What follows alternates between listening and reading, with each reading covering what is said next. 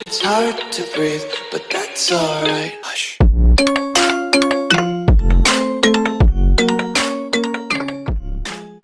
আসসালামু আলাইকুম ভিউয়ার্স, কেমন আছেন সবাই? আশা করি সবাই ভালো আছেন। তো এখন আপনারা যে স্ক্রিনে দেখতে পাচ্ছেন, এটা আছে আপনার ফেসবুক সিকিউরিটি চেকআপ, অর্থাৎ যে ইস্যুটি এখন বর্তমানে ভাইরাল। তো মানে আগামী 28 তারিখের মধ্যে আসলে আপনারা এই সিকিউরিটিটা আসলে স্ট্রং না করেন, ফেসবুক আপনার আইডিটি ডিসেবল করে দিতে পারে। তো চলুন কীভাবে আমরা এই সিকিউরিটিটি আসলে স্ট্রং করব, সেক্ষেত্রে আপনারা কীভাবে সেট আপটা করবেন তো দেখিয়ে দিচ্ছি আমার আইডির মাধ্যমেই।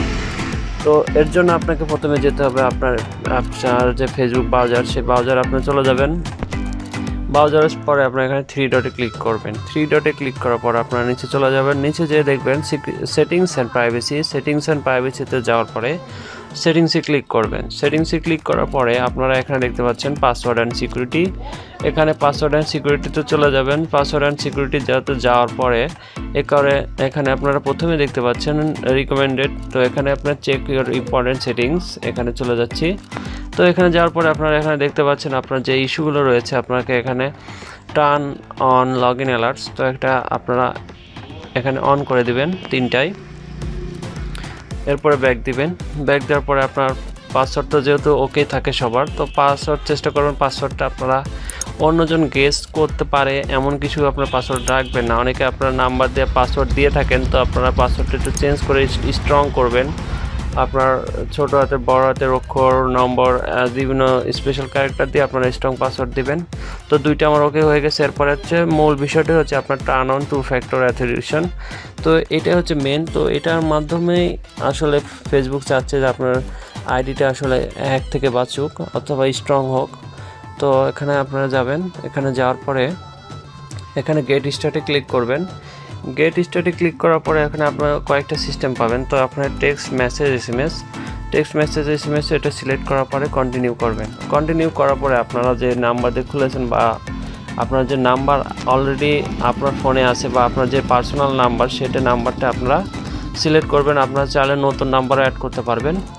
তো নতুন নাম্বার অ্যাড করলে পুরাতন যে নাম্বারটা আসলে আছে সেটা আপনারা রিমুভ করে দেবেন, আর নতুন নাম্বারটাই থাকবে অলরেডি। একটা নাম্বারে আপনার ফোনে রাখবেন। তো আমি আমার নাম্বারটাই আছে, এটাতে কন্টিনিউ করতেছি।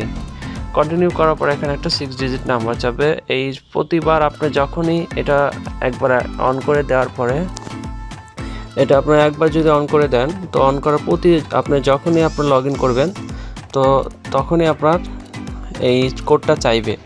এটাই আসলে মূল আপনার স্ট্রং আপনার হবে আইডিটি। আপনার এই পারমিশনের মাধ্যমে আপনার আইডিটি টিকে থাকবে। যদি আপনি কাউকে পাসওয়ার্ডটা দিয়েও দেন, সেক্ষেত্রে সে লগ ইন করতে পারবে না আপনার এই কোড ছাড়া। তো এখানে আমার কোডটা চলে এসেছে। আমি কোডটা দেওয়ার পরে কন্টিনিউ করতেছি। কন্টিনিউ করার পরে দেখেন ডান করে দেব।